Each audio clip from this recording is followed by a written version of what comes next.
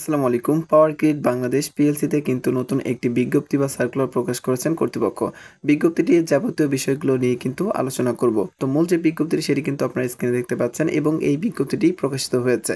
তো উপরে কিন্তু দেখতে পাচ্ছেন পাওয়ার গ্রিড বাংলাদেশ পিএলসি এবং বিজ্ঞপ্তিটি প্রকাশিত হয়েছে দেখতে পাচ্ছেন 22/4/2025 খ্রিস্টাব্দে।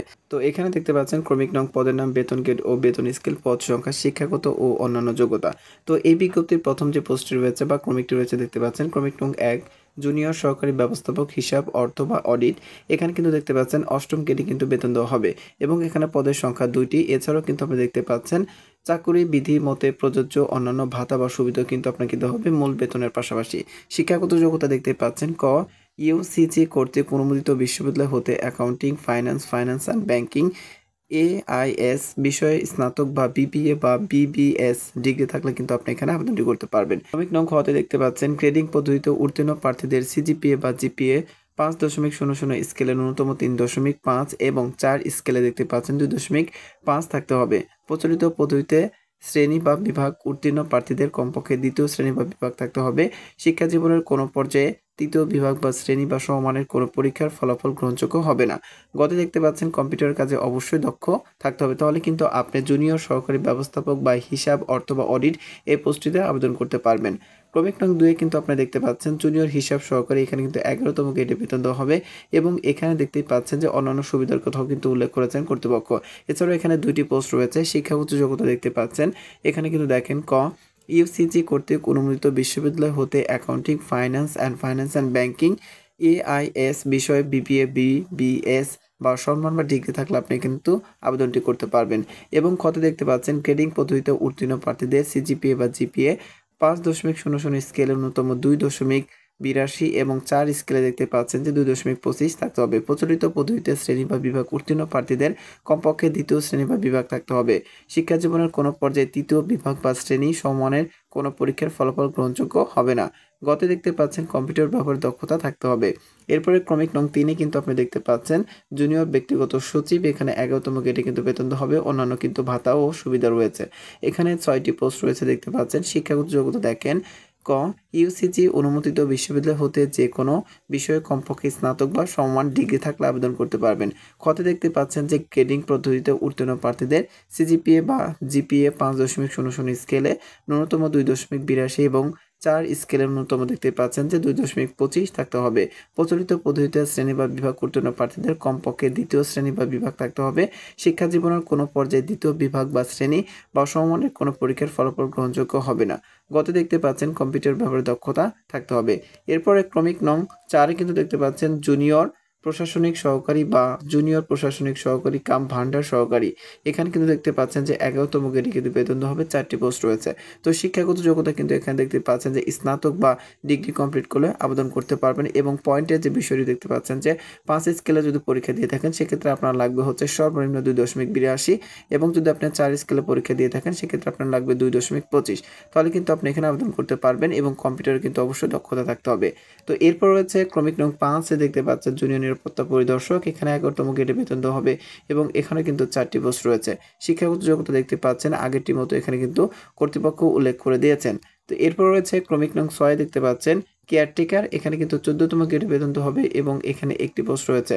চাকরি হলে আপনারা কিন্তু দেখতে পাচ্ছেন চাকরির বেতন সহ অন্যান্য ভাতা ও সুবিধা কিন্তু আপনাকে দেওয়া হবে। শিক্ষাগত যোগ্যতা দেখতে পাচ্ছেন এইচএসসি বা সমানের পরীক্ষা উত্তীর্ণ, অর্থাৎ আপনি যদি এইচএসসি বা ইন্টার কমপ্লিট করেন তাহলে কিন্তু আপনি এখানে আবেদনটি করতে পারবেন। খতে দেখতে পাচ্ছেন এসএসসি বা সমান ও এইচএসসি বা সমান এর পরীক্ষার ন্যূনতম জিপিএ 5.00 এর মধ্যে 2.0 থাকতে হবে।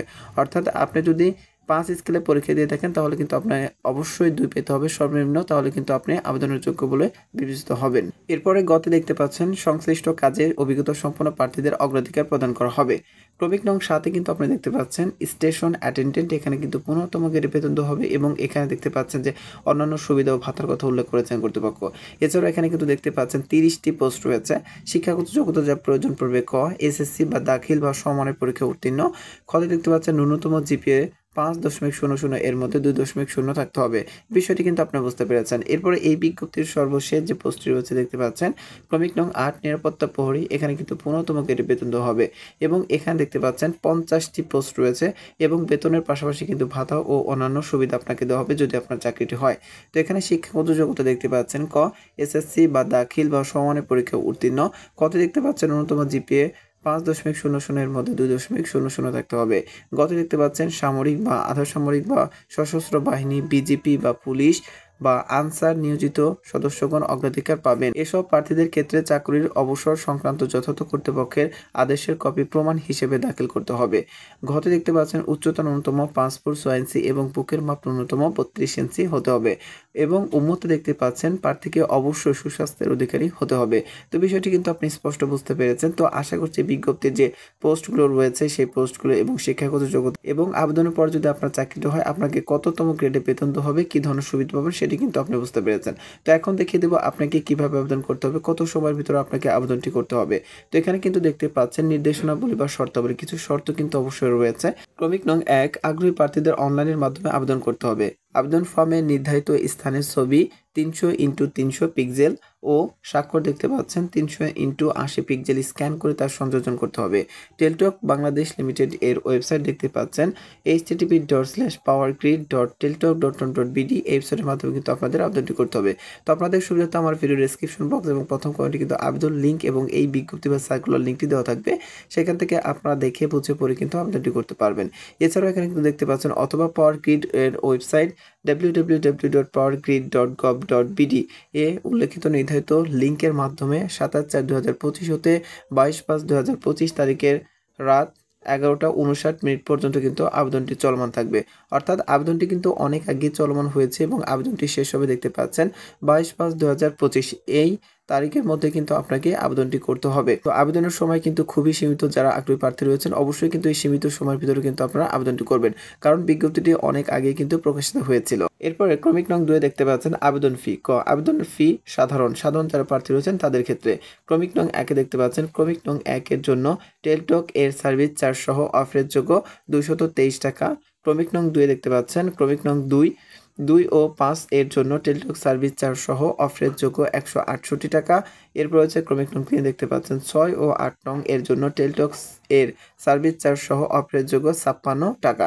তো বিষয়টি কিন্তু আপনারা বুঝতে পেরেছেন, যারা সাধারণ প্রার্থী রয়েছেন তাদের ক্ষেত্রে কিন্তু ক্রমিক নং 1 এর জন্য 223 টাকা, ক্রমিক নং 2 থেকে 5 এর জন্য 168 টাকা এবং ক্রমিক নং 6 থেকে 8 পর্যন্ত যে ক্রমিকগুলো রয়েছে সেগুলোর ক্ষেত্রে দেখতে পাচ্ছেন 56 টাকা কিন্তু আপনাকে পরীক্ষার ফি বাবদ কিন্তু আপনাকে পেমেন্ট করতে হবে। এরপর দেখতে পাচ্ছেন আবেদনের ফি অনগ্রসর নাগরিক, যারা অনগ্রসর নাগরিক রয়েছেন তাদের ক্ষেত্রে ক্রমিক নং 1 হতে 8 এর জন্য টেলটক সার্ভিস চার্জ সহ অফারের যোগ্য 56, অর্থাৎ আপনারা যারা অনগ্রসর রয়েছেন তাদের ক্ষেত্রে কিন্তু 1 থেকে 8 পর্যন্ত টোটাল খরচ হবে দেখতে পাচ্ছেন যে 56 টাকা। তো বিষয়টি কিন্তু আপনি বুঝতে পেরেছেন। এরপর আপনি কিভাবে আবেদন করবেন সেটি কিন্তু আমি বলে দিয়েছি যে এখানে কিন্তু লিঙ্ক দেওয়া রয়েছে, এই লিঙ্কের মাধ্যমে কিন্তু আপনি আবেদনটি করবেন। এছাড়াও আমার ভিডিওর ডেসক্রিপশন বক্স এবং প্রথম কমেন্টে কিন্তু আবেদন লিঙ্কটি দেওয়া থাকবে। তো এই বিষয়গুলো আপনারা একটু খুঁটিনাটি বিস্তারিত বিষয় কিন্তু দেখবেন। তো এরপর ক্রমিক নং 12 দেখতে পাচ্ছেন কেবলমাত্র উপরে বর্ণিত যোগ্যতা সম্পন্ন প্রার্থীগণকে যথাযথ প্রক্রিয়ার মাধ্যমে আবেদন করার জন্য অনুরোধ করা হলো। ব্যক্তিগত বা শিক্ষাগত বা কোঠা ইত্যাদি সংক্রান্ত যে কোনো তথ্য বা দলিলাদি গোপন বা ভুল তথ্য প্রদান করে আবেদন করলে পরবর্তীতে তার আবেদন বা নিয়োগ বাতিল বলে গণ্য হবে। তো আপনারা কিন্তু একটু সতর্ক থাকবেন, অবশ্যই কিন্তু আপনার সততা বজায় রাখবেন। তো এই ছিল পাওয়ার গ্রিড বাংলাদেশ পিএলসি যে নতুন বিজ্ঞপ্তিটি, সেটি আপনার অতি মূল্যবান সময় ব্যয় করে আমার ভিডিওটি না টেনে সম্পূর্ণ দেখার জন্য আপনার কাছে আমি চিরকৃতজ্ঞ এবং আপনাকে অসংখ্য ধন্যবাদ। ভিডিওটি যদি আপনার উপকার আসে এবং ভালো লাগে তাহলে আপনি ভিডিওটিতে একটি লাইক এবং একটি কমেন্ট করবেন, আর যদি মনে চায় তাহলে ভিডিওটি শেয়ার করতে পারেন। আশা করছি আপনারা সকলেই ভালোর ধলে এবং ভালো থাকবেন। আসসালামু আলাইকুম।